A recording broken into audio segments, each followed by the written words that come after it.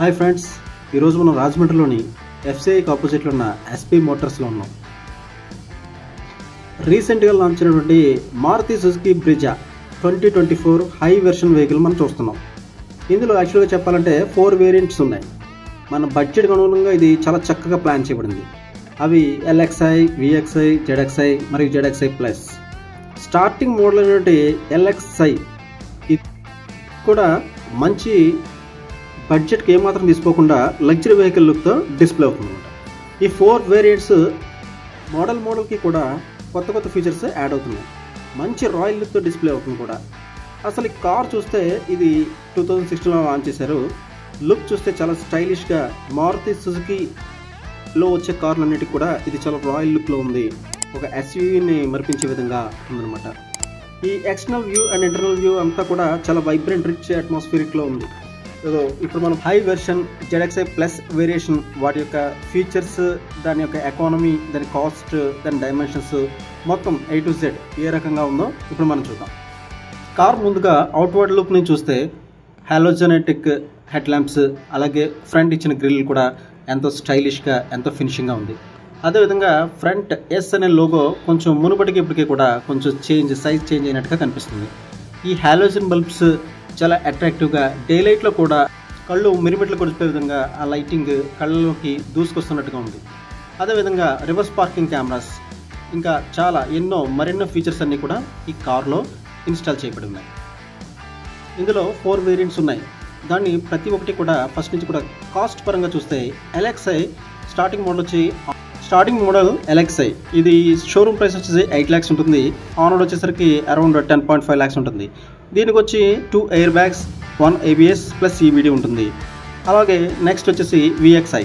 దీనికి manual gear and automatic gear 2 types of వేరియంట్స్లో వచ్చింది. ఇది మాన్యువల్ వచ్చేసి 9.46 ఉంటుంది, ఆటోమేటిక్ 10.62 lakh ఉంటుంది. అదేవిధంగా థర్డ్ వేరియేషన్ వచ్చి ZXi.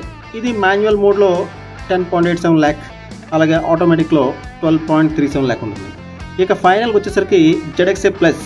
ఇది మాన్యువల్ వచ్చేసి 12.3 lakhs అవుతుంది, ఆటోమేటిక్ గేర్ సిస్టమ్ అయితే 13.8 lakhs అవుతుంది. ఇది కార్ చూసేసరికి చూసారా ఎంత బ్యూటిఫుల్గా ఉందో. దీని క్రోమ్ ఫినిషింగ్ కానీ, దీని స్టైలిష్ లుక్ కానీ చూస్తుంటే ఏ కార్ని కూడా మనం దీన్ని పోల్చలేం అన్నట్టుగా ఉంది. దీనికి 360 degrees పార్కింగ్ కెమెరా ఉంది. అస్సలు ఎక్కడ కూడా కాంప్రమైజ్ అవ్వలేని విధంగా దీని ఫీచర్స్ ఉన్నాయి. అన్నీ చాలా ప్రీమియంగా ఉన్నాయి. ఎంతో పాష్ లుక్తో వస్తుంది.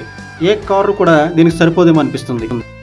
ఇప్పుడు ఈ కార్ ఫీచర్స్కి వచ్చేసరికి 6 air bags, fully loaded safety features ఉన్నాయి. ABS ప్లస్ EBD, అలాగే brake assistant, speed alert warning, parking sensors, traction control system, electronic stability control, tyre pressure monitoring system features provide చేస్తున్నారు. ఇది 2 years కానీ లేదా ఫస్ట్ 40,000 kilometers కానీ warranty వాళ్ళు ఇస్తున్నారు. ఈ కార్స్ వచ్చేసి 9 కలర్స్లో ఉన్నాయి. అవేంటో చూద్దాం. Pearl arctic white, pearl midnight black, brave khaki with pearl arctic white, ఎగ్జార్ and blue, sizzling red with midnight black roof, magma grey, splendid silver and brave కాకి.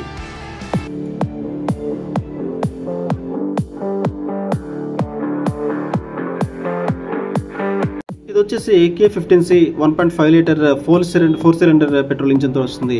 దీనికి dual zone LED projected head lamps ఉన్నాయి. అదే main అట్రాక్షన్గా నిలుస్తున్నాయి. ఈ కార్కి సంబంధించిన మరిన్ని ఫీచర్స్ని మన వంశీ ఎక్స్ప్లెయిన్ చేస్తారు. Thank you. Hi, I'm Vamshi, working as RM in SB motors Rajahmundry Lalacheru. ఈరోజు మనం చూస్తున్న వెహికల్ వచ్చేసరికి Brezza ZXi plus dual tone red and black colour వచ్చేసి మనది. దీని స్పెసిఫికేషన్స్ చూసుకుంటే మనకి front dual chamber projector head lamps with DRLs, day time running lamps వస్తాయి.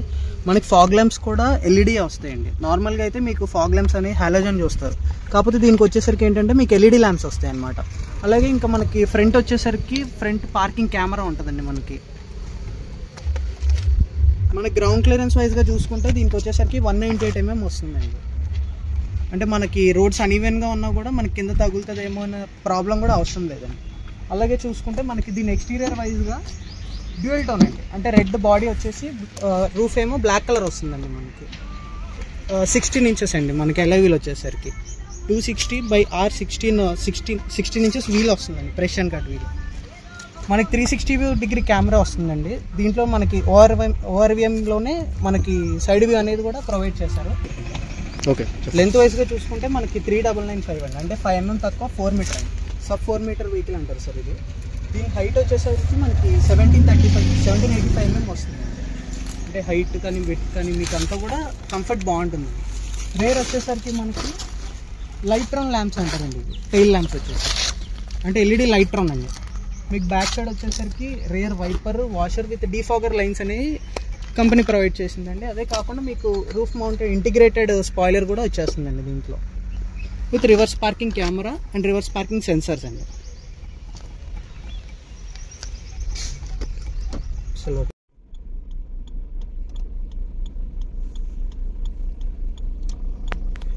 డిస్ప్లే అండి, అంటే మీకు ఈ క్లస్టర్ ఏదైతే ఉందో అందులో అది విజిబుల్ అవుతుందండి. డ్రైవర్ సైడ్ సీట్లో ఎవరైతే కూర్చుంటారో ఓన్లీ వాళ్ళకి మాత్రమే విజిబుల్ అనేది అవుతుంది. దాంట్లో మీకు time, speed, RPM, AC temperature, అదే కాకుండా స్మార్ట్ హైబ్రిడ్ ఒక టెక్నాలజీది మనకి అందులో ఎలా వర్క్ అవుతుందో అన్నది కూడా మీకు అందులో చూపిస్తుందండి. అది మీకు ఒకవేళ వద్దు అనుకుంటే ఇక్కడ హెడ్ అప్ డిస్ప్లేది బటన్ ఉంటుందండి, అది క్లిక్ చేస్తే అది అనేది క్లోజ్ అవుతుందండి టెంపరీగా. మళ్ళీ మీకు అది కావాలంటే మళ్ళీ క్లిక్ చేసుకుంటే మీకు అది ఓపెన్ అనేది అవుతుందండి. వంశీ గారు, ఇప్పుడు మనకి బ్రెజాలో లేటెస్ట్ వచ్చిన 2024 మోడల్లో ఇది హై వెర్షన్ కదండి? హై వెర్షన్ అయితే దీనికి ముందున్న వెర్షన్ దానికి డిఫరెన్స్ ఏమన్నా చెప్తారా?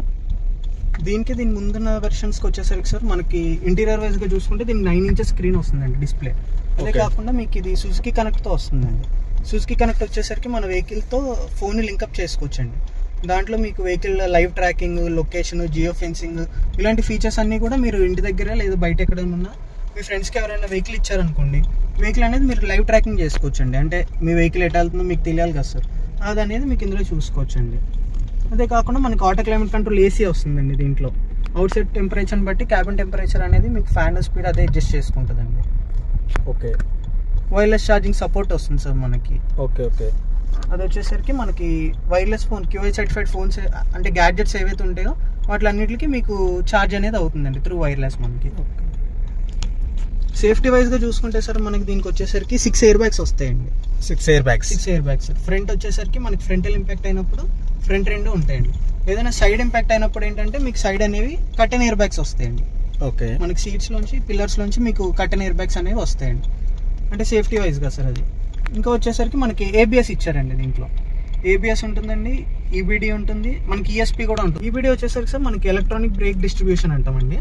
అది వచ్చేసరికి ఏంటంటే ఎప్పుడైతే మనకి బ్రేక్స్ అప్లై చేసినప్పుడు ఏ వీల్కి ఎంత వెయిట్ రేషియో చూసుకొని సిస్టమ్ అనేది అది సెన్స్ చేసుకొని మనకి బ్రేక్స్ అనేది అప్లై చేస్తుందండి.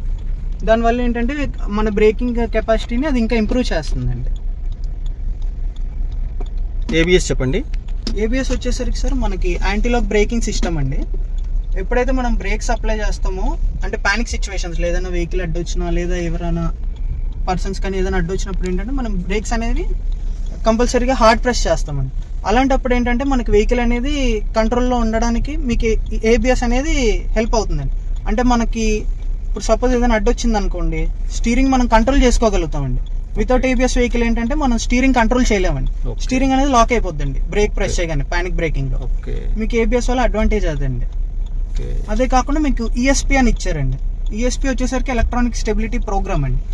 ఎవరైనా సపోజ్ ఇప్పుడు వెట్ రోడ్స్ లో కానీ లేకపోతే ఎవరైనా వెహికల్స్ కానీ మన సైడ్ ఆవులు ఇవి రోడ్ మీదకి వచ్చేస్తాయి కదండి, అప్పుడు మనం తప్పించడానికి ఏంటంటే ఓవర్ స్టీర్ కానీ లేదా అండర్ స్టీర్ కానీ చేస్తామండి. అలా చేసిన సిచ్యువేషన్లో ఏంటంటే వెహికల్ అనేది రోల్ ఓవర్ అవ్వదండి. ఎందుకంటే ఎలక్ట్రానిక్ స్టెబిలిటీ ప్రోగ్రామ్ ఉండడం వల్ల మీకు వెహికల్ రోల్ ఓవర్ అనే ఛాన్సెస్ ఉండవండి మాక్సిమం. అందుకని కంపెనీ ఇది కూడా మనకి సేఫ్టీ ఫీచర్లో యాడ్ చేసింది సార్. ఓకే, ఇంకా అడిషనల్గా ఇంకేమన్నా దీని మైలేజ్ ఎంత ఎక్స్పెక్ట్ చేయొచ్చు అంటారు? యాక్చువల్లీ ఇంత హై వెర్షన్ కార్ మనం తీసుకుంటూ దీని మైలేజ్ గురించి మనం ఎక్కువగా దీనికి మనం కౌంట్ చేసుకోకూడదు, కానీ అసలు మామూలుగా మాన్యువల్ ప్రకారం కంపెనీ ఎంత ఇచ్చిందంటారు? మాన్యువల్ ప్రకారం అయితే సార్ మనకి Z అండ్ Z+ వేరియంట్స్ లో వచ్చేసరికి 19.89 km/లీటర్ ఇచ్చారండి మనకి. ఓకే, అంటే best in segment mileage sir అది. ఎందుకంటే మీకు సెగ్మెంట్ లో పెట్రోల్ వెహికల్స్ చూసుకుంటే అవి 1200cc లో వస్తాయండి. మనకి ఇది వచ్చేసరికి 1500cc అండి. అంటే బీయింగ్ 1500cc వెహికల్ అయ్యుండి కూడా మనకి మైలేజ్ అనేది బెస్ట్ ఇస్తుందండి కంపల్సరీగా. మెయిన్ రీజన్ ఏంటంటే మనకి స్మార్ట్ హైబ్రిడ్ టెక్నాలజీ అండి. దీంట్లో స్మార్ట్ హైబ్రిడ్ టెక్నాలజీ వచ్చేసి ఏంటంటే సార్ మనకి డ్యూయల్ బ్యాటరీ సెటప్ తో వస్తుందండి. ఒకటి వచ్చేసరికి మనకి బానెట్ లో అందరికీ తెలిసిందే బానెట్ లో ఉంటుందండి. అది వచ్చేసరికి ఏంటంటే మన వెహికల్ ఇగ్నిషన్ కానివ్వండి, ఆడియో సిస్టమ్స్ కానివ్వండి, ఏసీకి కానివ్వండి, ఆ బ్యాటరీ అనేది హెల్ప్ చేస్తుంది. ఇంకో బ్యాటరీ వచ్చేసరికి మన కో ప్యాసింజర్ సీట్ కింద ఉంటుందండి. అది వచ్చేసరికి ఏంటంటే మనకి ఎప్పుడైతే బ్రేక్స్ అనేవి అప్లై చేస్తామో, అప్లై చేసినంతసేపు కూడా ఎనర్జీ అనేది స్టోర్ చేసుకుంటుందండి. ఆ స్టోర్ అయిన ఎనర్జీని ఎప్పుడైతే మనం యాక్సిలరేషన్ ఇస్తామో, ఆ స్టోర్ అయిన ఎనర్జీ మనకి ఇంజిన్ కన్వర్ట్ చేస్తుందండి. దానివల్ల ఫ్యూల్ అనేది మనకి సేవ్ అవుతుందండి. వెహికల్ అంతా కూడా మీకు వర్కింగ్ ప్రిన్సిపల్ అందులో చూపిస్తుందండి మనకి స్మార్ట్ హైబ్రిడ్. ఆ స్మార్ట్ హైబ్రిడ్కి 3 ఫంక్షన్స్ ఉంటాయండి మెయిన్గా. మన మారుతిలో first sunroof vehicle sir ఇది వచ్చేసి మన బ్రేజా. ఇది టిల్ట్ అండ్ స్లైడ్ అప్ ఫంక్షన్తో వస్తుంది సార్. టిల్ట్ అప్ అనేది ఏంటంటే మీకు ఎయిర్ అనేది లోపలికి ఫ్రెష్ ఎయిర్ ఎప్పుడైతే మనం సన్ రూఫ్ అనేది ఆన్ చేస్తామో, మళ్ళీ మనం క్లోజ్ చేసినప్పుడు మన సన్ రూఫ్ అనేది కొద్దిగా టిల్ట్ అవుతుందండి. దానివల్ల ఫ్రెష్ ఎయిర్ అనేది లోపలికి వస్తుందండి. అంతేకాకుండా మీకు ఇది వచ్చేసరికి యాంటీ పించ్తో ఉంటుందండి. ఇప్పుడు చూడండి, నా చేయి పెట్టినా మళ్ళీ అది వెనక్కి వెళ్ళిపోతుందండి. అంటే యాంటీ పించ్తో వస్తుంది సార్ మనకి.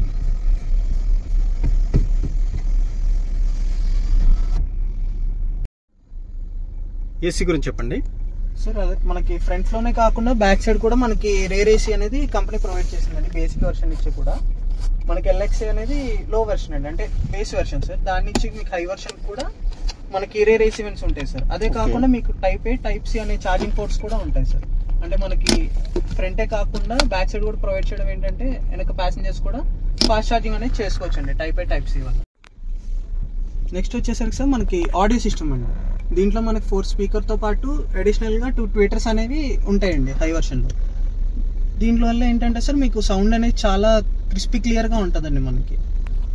అదే కాకుండా మీకు ఆడియో సిస్టమ్ వచ్చేసరికి దీనికి ఆర్కెమిస్ సపోర్ట్ అండి. ఆర్కెమిస్ అనేది మనకి చాలా మంచి బ్రాండ్ అండి. అది ఆ బ్రాండ్ స్పీకర్స్ అనేవి మనకి ప్రొవైడ్ చేశారండి.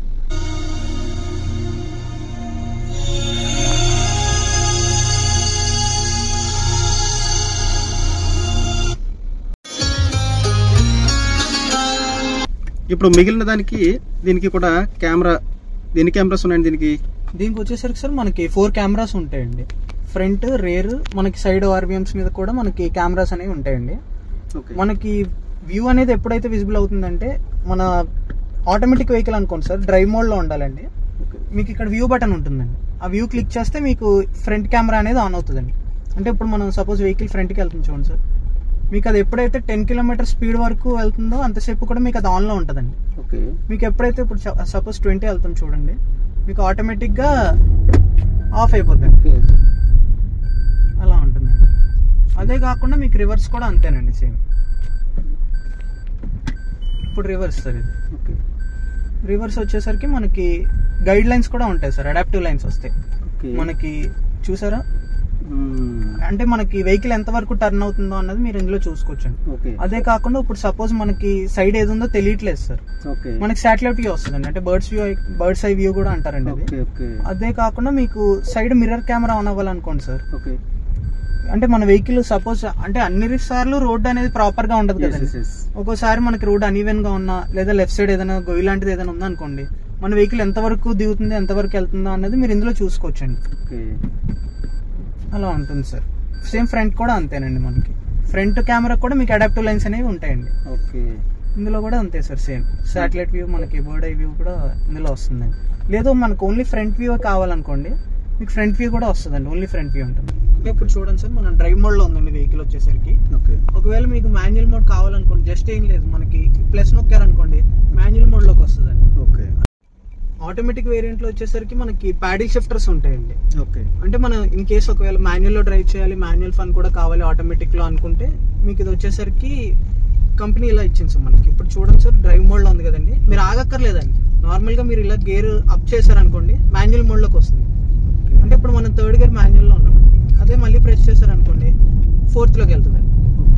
ఇది వచ్చేసరికి ఆటోమేటిక్ వేరియంట్ అయితే మీకు 6 స్పీడ్ ఆటో ట్రాన్స్మిషన్ అండి, విత్ టార్క్ కన్వర్టర్ వస్తుంది అనమాట మనకి. అంటే మీకు జర్క్ ఫీల్ అనేది ఉండదండి. మీరు హై స్పీడ్ లో వెళ్ళినా కూడా మీకు జర్క్ అనేది గేర్ మారడం అనేది మీకు తెలియదండి. మనకి పవర్ స్టీరింగ్, గ్రౌండ్ క్లియరెన్స్ అవి కూడా మిగిలిన దానికి దీనికి ఎలా ఉంటాయంటారు? గ్రౌండ్ క్లియరెన్స్ వైజ్ గా అయితే సార్ మీకు 198 mm వస్తుందండి. అంటే అన్ఈవెన్ రోడ్స్ కి అయితే మీకు చాలా బాగుంటుందండి. కింద తగలడాలు కానీ మీకు మెయిన్ గా ఇప్పుడు మన సైడ్ అనుకోండి స్పీడ్ బ్రేకర్లు, గొయ్యిలు ఇవన్నీ చాలా ఎక్కువ అండి. అప్పుడు కూడా మీకు ఈ వెహికల్ మాక్సిమం కింద తగలదండి. అదే కాకుండా మీకు సస్పెన్షన్ కూడా బాగుంటుందండి.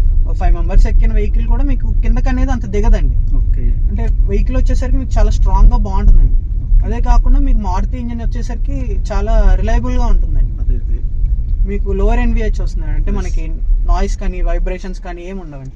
ఇప్పుడు చూడండి సార్, మనకి వెహికల్ ఆఫ్ చేస్తాను, ఆఫ్ చేసి ఆన్ చేస్తాను, మీకు అసలు ఆ వైబ్రేషన్ వచ్చిందో లేదో చెప్పండి. వెహికల్ ఆఫ్ అయిందండి, మీకు తెలిసిందా అసలు తెలియలేదు. ఒకసారి ఆన్ చేస్తాను చూడండి, సౌండ్ కూడా మీకు అసలు ఆన్ అయింది. ఇప్పుడు ఆన్ అయిందండి, తెలిసిందండి. అసలు తెలియలేదు, అసలు వైబ్రేషన్ అనేది ఉండదండి మీకు.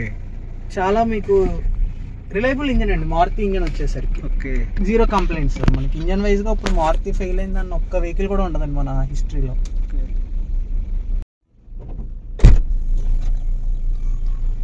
నెక్స్ట్ దీని బూట్ స్పేస్ చూసుకుంటే సార్ మనకి 328 లీటర్స్ బూట్ స్పేస్ వస్తుందండి. మనకి పెద్ద లగేజెస్ ఉన్నా కూడా మీకు ప్రాబ్లం ఏమి ఉండదండి. నార్మల్గా మనకి ఇక్కడ వచ్చేసరికి స్పేర్ వీల్ ఉంటుందండి. అంటే మీకు స్పేర్ వీల్ జనరల్గా వేరే వెహికల్స్లో చూసారనుకోండి, మీకు స్పేర్ వీల్ వచ్చేసరికి సైజ్ తగ్గిస్తారండి. దీనికి బేసిక్ వర్షన్ ఇచ్చి హై వర్షన్ వరకు కూడా మీకు 16 ఇంచ్ వీలే వస్తుంది. అది కాకుండా స్పేర్ వీల్ కూడా మీకు 16 వస్తుందండి. అంటే వెహికల్ మీకు చిన్న సైజ్ రావడం వల్ల బెండ్ అవ్వడం కానీ అలాంటి ప్రాబ్లమ్స్ కూడా ఏమి ఉండవండి. అదే కాకుండా మీకు స్టోరేజ్ ఒకవేళ ఎక్కువ ప్యాసింజర్స్ స్ప్లిట్ సీట్ ఉంటుందండి. అంటే 60:40 రేషియోలో మన సీట్ అనేది స్ప్లిట్ చేసుకోవచ్చు. ఇప్పుడు మనకు అదే కాకుండా మీరు కంప్లీట్గా ఫ్లాట్ లెవెల్కి కూడా చేసుకోవచ్చు.